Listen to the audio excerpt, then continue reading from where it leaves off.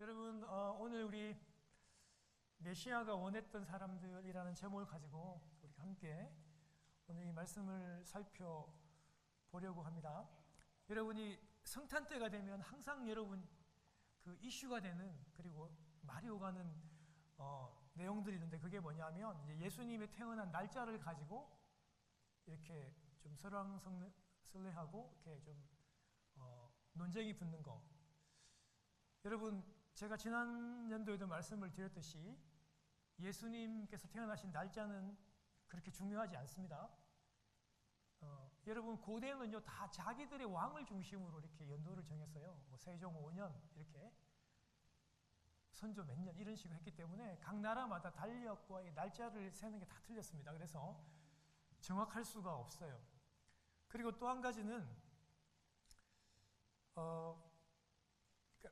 로마에 당시에 그 미트라라고 하는 이방 종교가 있었는데, 여러분 이 이방 신의 종교 태양절 축제, 대축제일이 바로 12월 25일이었는데 로마가 이제 기독교를 국교화하면서 예수님의 생일을 12월 50일로 대체했다라고 하는 여러분, 이 말이 우리 교회 안에서도 많은 분들이 그렇게 알고 계시는 분도 있습니다.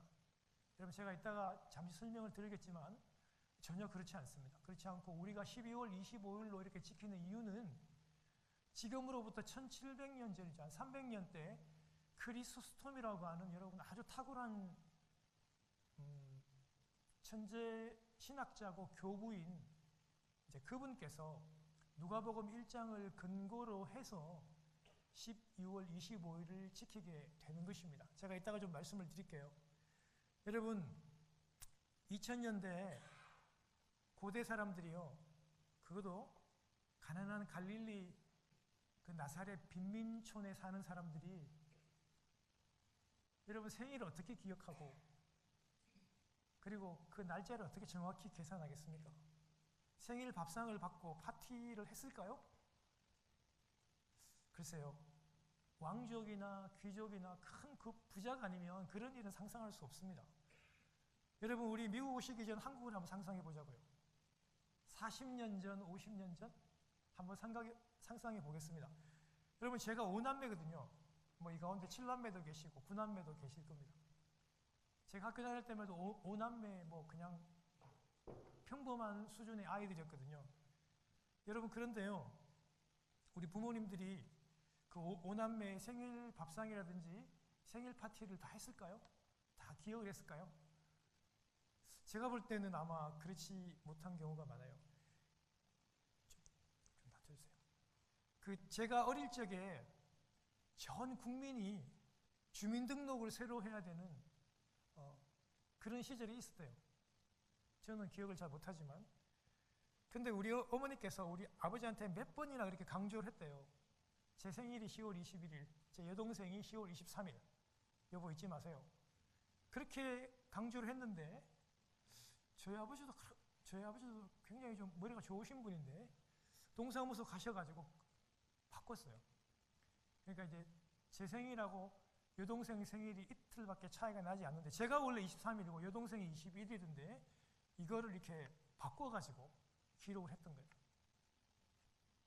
왜 그러냐면은 자녀들의 생일을 잘 못 챙겨주니까, 이게 그냥 수학 공식처럼 막 이렇게 막 암기한다고 해서 암기가 되는 게 여러분 아니에요, 이게.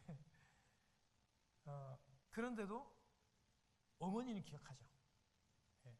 세상에 있는 모든 어머니들은 그 자녀들의 생일을 잊어버릴 수가 없는 거잖아요.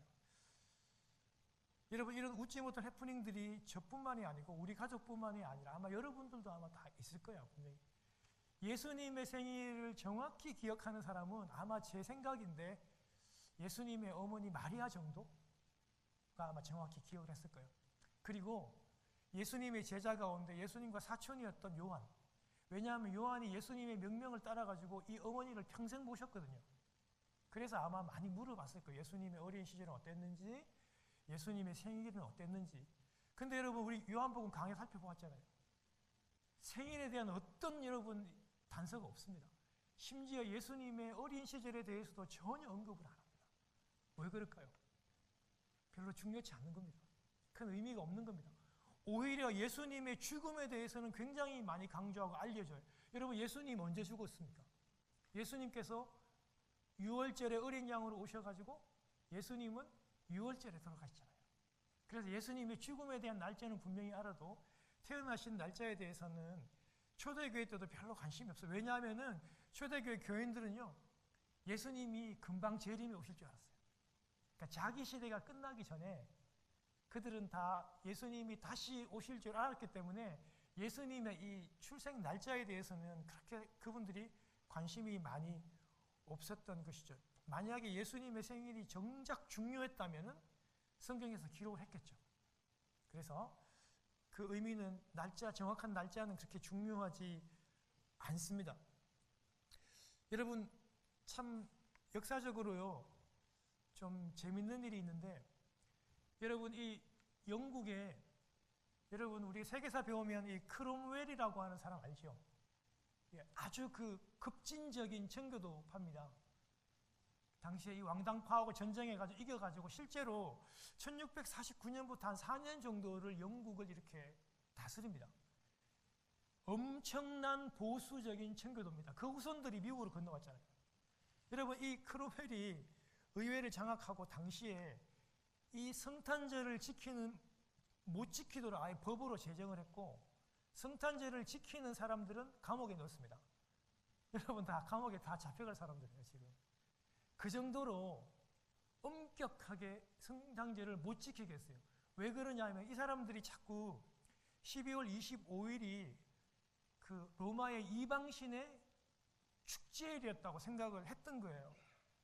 여러분, 이들의 후손이 미국으로 건너와서 1659년, 여기 가까운 데입니다. 여기 매사추세츠하고 요 뉴잉글랜드, 여러분 저희들 사는 데도 뉴잉글랜드로 포함되거든요. 요 지역에서는 12월 25일 성탄절을 지키지 못하게 법으로 제정을 했어요. 그 당시에 제정을 했고, 성탄절을 지키는 사람들, 지금 모인 저와 여러분 같은 사람들에게는 티켓을 줬습니다. 근데 그 법이 1680년경에 다 폐지는 됐습니다. 그 배경이 뭐냐면 이 12월 25일이 미트라 이방 신의 종교 축제일이라고 해서 그것을 섬기는 것이 자꾸 우상숭배라고 얘기했기 때문입니다. 제가 좀 전에 말씀을 드린 것처럼요, 여러분 그 300년경에 AD 300년경에 이 크리소스톰이라고 하는 교부가 누가복음 1장을 가지고, 여러분 다 아는 내용이니까 오늘 여러분 시간 나시면 집에 가서 1장 누가복음 1장을 한번 읽어보세요. 근데 다 아는 내용이에요. 여러분 세례 요한 알죠? 세례 요한이 예수님보다 6개월 먼저 나셨다는 거 여러분 다 알고 있죠, 그죠? 그런데 세례 요한의 아버지 사가랴가 대제사장인 거, 여러분 그 제사장인 거 알고 계시죠?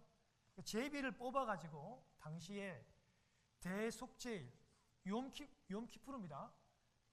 대속죄일, 왜 대속죄일인가? 성경을 보면 관주도 잘 나와 있고, 그 직무하러 들어간 사이에 밖에서 이 백성들이 같이 기도하는 이런 모든 장면들이 대속죄일이 분명합니다.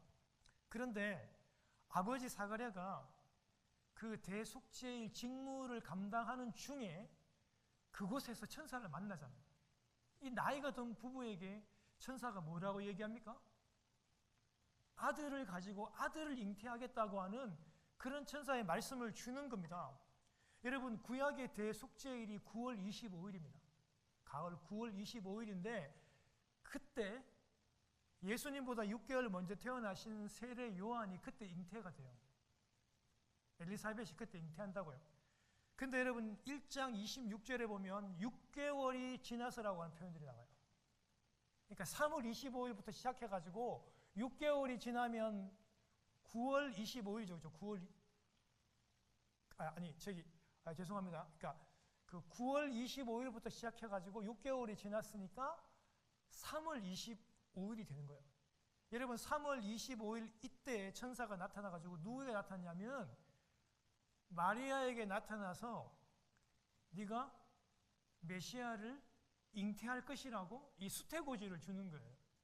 3월 25일에 그때 마리아가 아기를 가졌잖아요. 예수님을 가졌고 3월 25일부터 시작해가지고 여러분 보통 우리 아기를 9개월 동안 37주를 여러분 보통 우리가 품고 아기를 낳잖아요. 그래서 3월 25일부터 시작해서 다시 9개월을 더하니까 12월 25일이 되는 거예요. 여러분 그래서 이 12월 25일 날 예수님의 생일이라고 성탄이라고 하는 거를 이렇게 성경적인 근거를 가지고 저도 개인적으로 많은 사람들이 이 일을 많이 답니다. 그렇지만 저는 개인적으로 이 교부 크리소스톰의 이 의견을 저는 개인적으로 받아들이고 12월 25일 요 인건이 아마 예수님의 탄생한 생일이라고 저는 그렇게 믿습니다. 여러분 그러나 정말 중요한 거는요, 이 정확한 날짜가 중요한 게 아니에요. 여러분 그 서로마 제국의 영향을 받지 않는 그 동로마 제국의 영향을 받았던 사람들, 예를 들면 러시아 정교회라든지 아니면 마케도니아 정교회, 여러분 이쪽에 조지아 정교회라든지 이런 분들은요, 그 달력 자체를 오늘날 여러분 달력을 쓰지 않고 바뀌기 전 달력을 써요. 그게 바로 그 기원전 46년부터 시작된 그 율리우스 황제 때 제정되었던 율리우스 달력을 그 사람들이 쓰기 때문에 지금도 성탄절을 1월 7일 날 드리잖아요. 중요한 거는 정확한 성탄의 날짜가 아니라 이 성탄이 어떤 부류를 향해 있는가가 훨씬 더 중요합니다. 여러분 오늘 우리가 성경 본문을 읽어보았잖아요.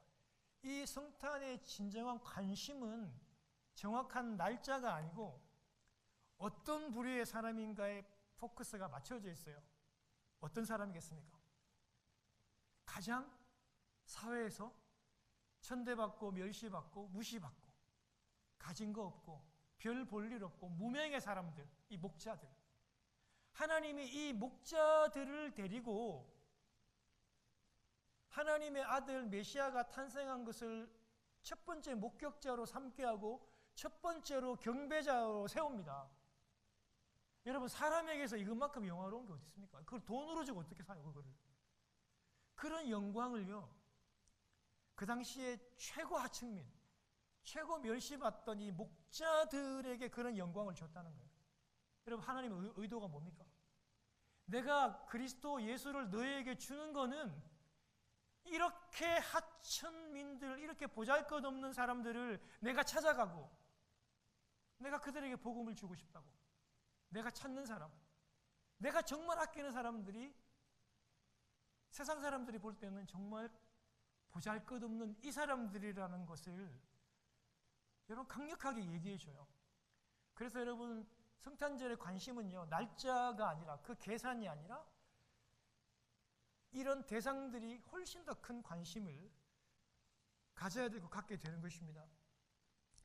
여러분 당시에요, 이 목자들이 겨울에 이 추울 때 실내에서가 아니고 그 실외에서 여러분 이렇게 일을 하잖아요.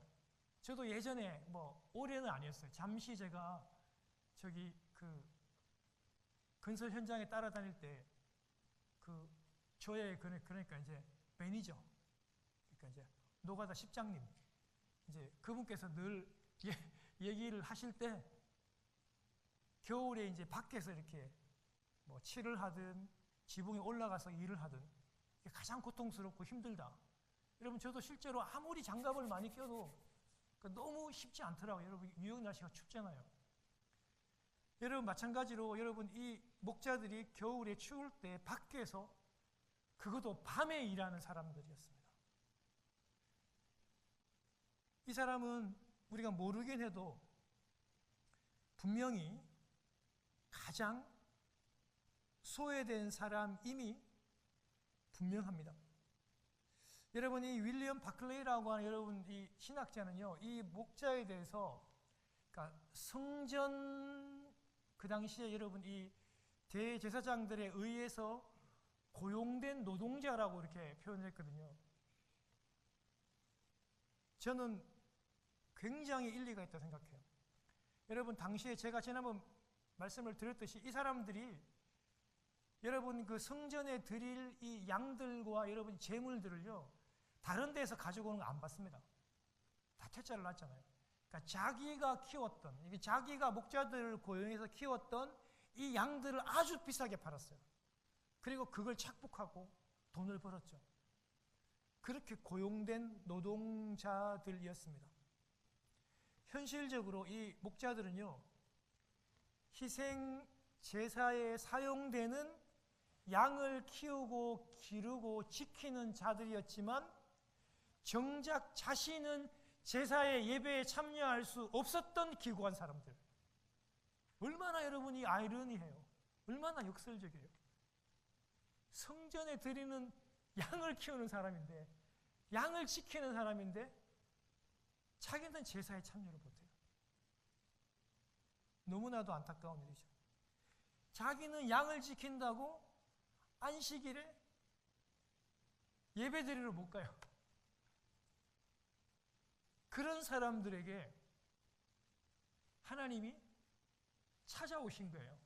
너 예배 못 드리니까, 너 부정하니까, 너 저리 가. 이게 아니라 예배도 못 드리고 그걸 눈으로만 바라보아 했던 사람들이지만, 멸시받는 사람들이었지만 주님이 이 사람들에게 수많은 천군 천사와 오케스트라를 보내잖아요.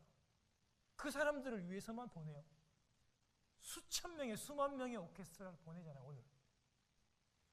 그런 하나님이 너무 멋지다고요. 세상은 돈 없다고 막 무시하잖아요. 세상에서는 돈 없고 빼먹고 힘없으면 에시안이다. 특히 아시안 남자, 저 같은 사람들 막 무시하잖아요. 영어 못하면 막 무시하잖아요, 여러분. 근데 하나님은 그렇지 않다고요. 하나님은 이런 사람들에게 메시아를 예배하고 찬양할 수 있는 특권을 주셨던 것입니다. 성전의 제물로 바쳐질 양을 기르고 있던 이 목자들이요, 세상 죄를 지고 갈 하나님의 어린 양 메시아 예수 그리스도를 보게 되었습니다. 할렐루야. 진정한 제물, 우리의 죄를 위한 영원한 제물이신 예수 그리스도를요, 이 목자들이, 이 비천한 목자들이 보게 된 것입니다. 경배하게 된 것입니다. 이것이야말로 우리 하나님의 계획이고 우리 하나님의 정말 멋진 모습이 아닐 수 없는 것입니다. 여러분, 오늘 10절과 14절을 한번 우리가 살펴보면요, 수많은 천군 천사들과 그 오케스트라를 담당하는 이 천사들이 이 목자들을 위해서 모아놨어요. 이 목자들에게 영광을 비춥니다. 여러분, 사회적으로 너무 무시받고 늘 범죄자 취급 당했거든요. 목자들이 늘 거짓말장이다. 그리고 법정에 세워지면 정인으로도 채택 안 하고.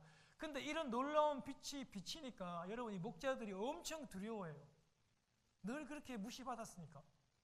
근데 두려워하지 말라고 얘기하고 이 천사들이요, 소식을 전합니다. 여러분, 이 소식은요, 절대적인 기쁨의 소식, 복음입니다.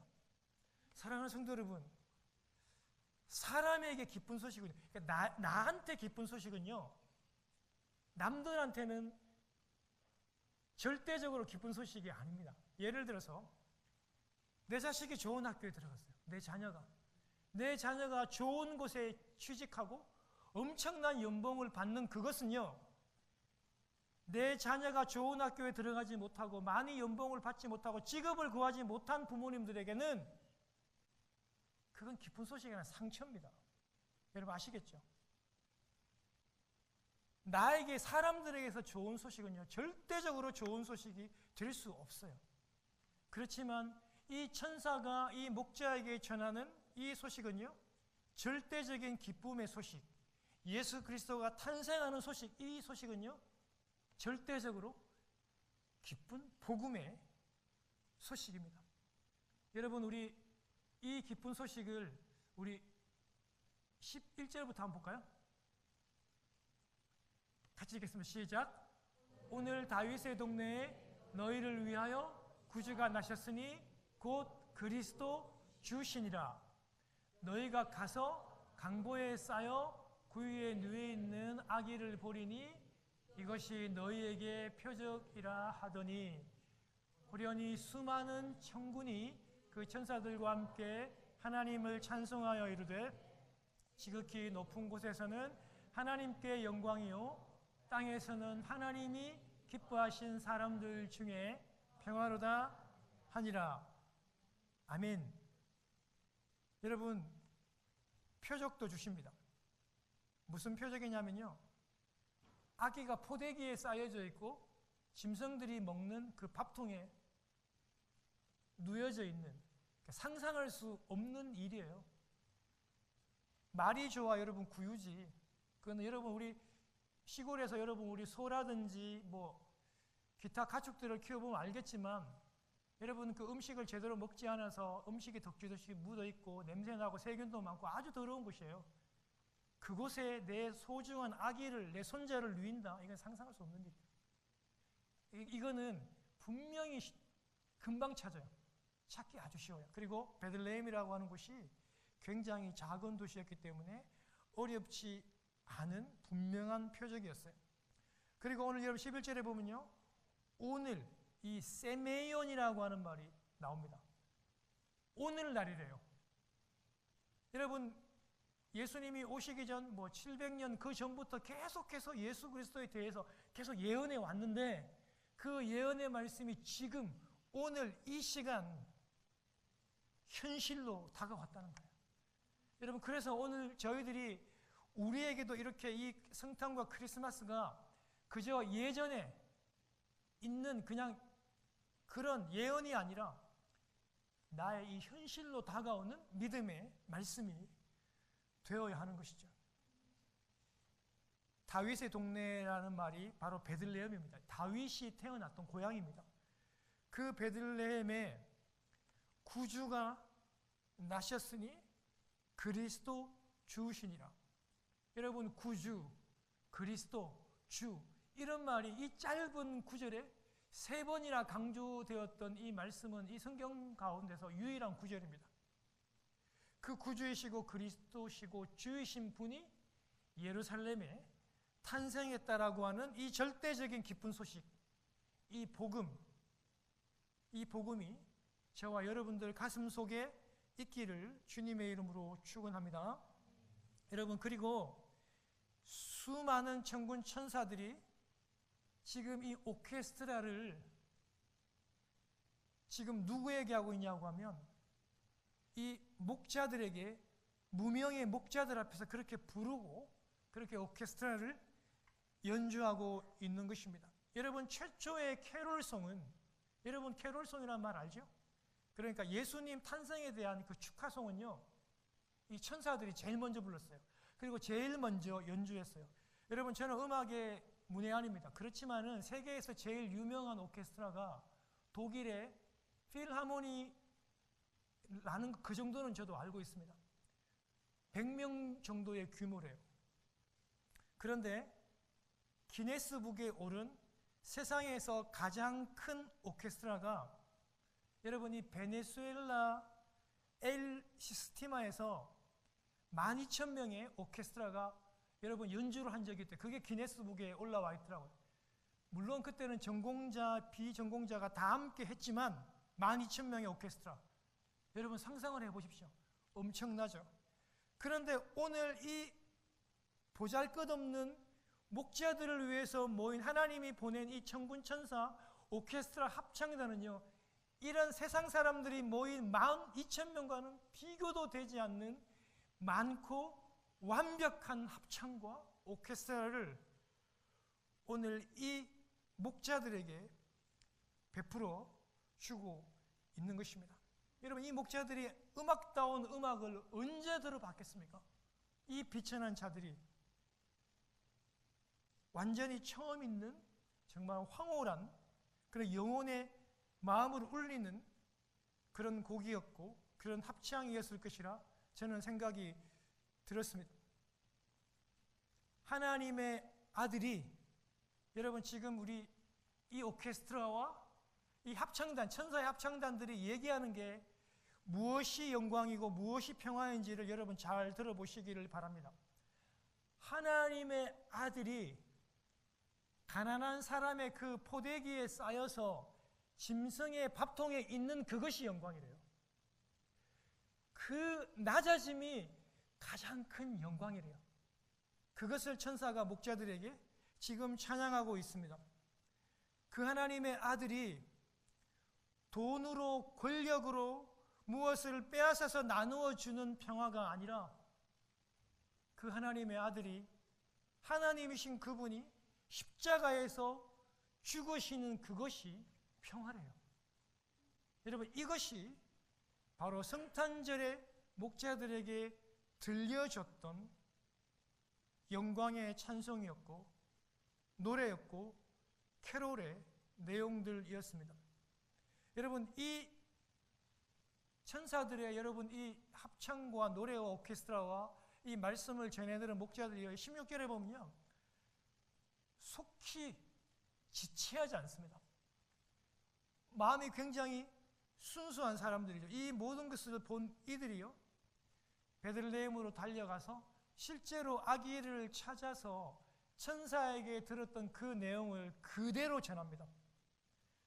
근데요, 많은 사람들이 이 들은 내용을 통해서 놀라긴 합니다. 그렇지만 그것을 마음에 새기고 기억했던 사람은 바로 그 아기를 낳았던 예수님의 어머니 마리아밖에 없었던 것입니다. 여러분, 우리도요, 이 성탄, 이 복음을요, 많은 사람들에게 전하고 나누어 줍니다. 그렇지만 이것을 가슴에 새기고 믿는 사람은 항상 소수입니다. 쉽지 않는 세상을 살아갑니다. 많은 사람들이 배교하고 예수 그리스도를 버리는 시대에 살고 있습니다. 은지라든지 하영이 할머니 시대를 보면 저는 눈물이 납니다. 여러분, 원희 에릭의 시대를 한번 생각해 보십시오. 우리야 많이 누렸죠. 우리는 복음을 여러분 누리던 시대이지 않습니까? 그렇지만 이 젊은이 시대를 살아갈 때는 그만큼 이 시대는 복음으로 힘들고 어려운 시대가 될 수밖에 없는 것입니다. 사랑하는 여러분, 그렇지만 이 예수 그리스도를 버리는 이 시대에 우리 세상으로 나아가서, 그리고 나와 함께 있는 사람들에게 담대히 이 성탄을 전합시다. 주 예수 그리스도께서 왜 오셨는지, 왜 나를 위해서 죽으셔야만 했는지, 왜 몸 찢으시고 피 흘리시고 죽으시고 부활하러 이 세상에 왜 오셨는지를 증거하는 여러분들이 되시기를 주의 이름으로 축원합니다. 그것이 바로 이 성탄에 하나님이 찾으시는 사람, 바로 목자와 같은 사람입니다. 여러분, 저희들이 세상에서 많이 모았기를 했어요. 많이 배우기를 했어요. 많이 똑똑하기를 해요. 우리는 정말 아무리 생각해봐도 이 목자들과 너무나도 비슷한 사람입니다. 그 복음을 들었으면 순수히 순종하고 지체하지 않고 달려가 이 주 예수 그리스도를 증거할 수 있는 여러분들이 되시기를 바랍니다. 아직까지도 주이시들은, 이 땅의 유대인들은 예수 그리스도의 초림을 기다리고 있습니다. 왜 그렇죠? 여러분, 이 유대인들은요, 이미 2000년 전에 오신 이 예수 그리스도를 메시아로 인정하지 않습니다. 그 주이시들은 지금도 초림의 예수 그리스도를 기다리고 있는 것이죠. 그러나 저희들은요, 첫 번째 크리스마스가 아니라 우리는 두 번째 크리스마스를 기다리고 있습니다. 그 두 번째 크리스마스가 바로 이 땅에 다시 오실 우리 주 예수 그리스도, 다시 재림하여 오실 그 예수 그리스도를 우리는 이 초림의 크리스마스를 맞이하며 예배하며 그 재림의 두 번째 크리스마스 예수 그리스도를 기다리고 있습니다. 우리 요즘에 여러분, 우리 계시록 큐티 하시잖아요. 그 심판주로 오실, 그리고 나의 변호자로 오실 재림의 예수 그리스도는 구름을 타고 오실 것입니다. 한 아기가 아니라, 한 여인의 자궁에서 오실 것이 아니라 이제는 구름을 타고 오실 것이고요. 그리고 각 민족의, 각 사람들의 눈이 그 예수 그리스도를 다 보겠다고 얘기했습니다. 그를 찌른 자도 보고 모든 족속이 예수 그리스도를 보면서 예수 그리스도가 다시 우리에게로 오시겠다고 얘기했습니다. 그 두 번째 오실 예수 그리스도, 그 크리스마스를 기다리시는 또한 여러분 되시기를 주님의 이름으로 축원합니다. 기도하겠습니다.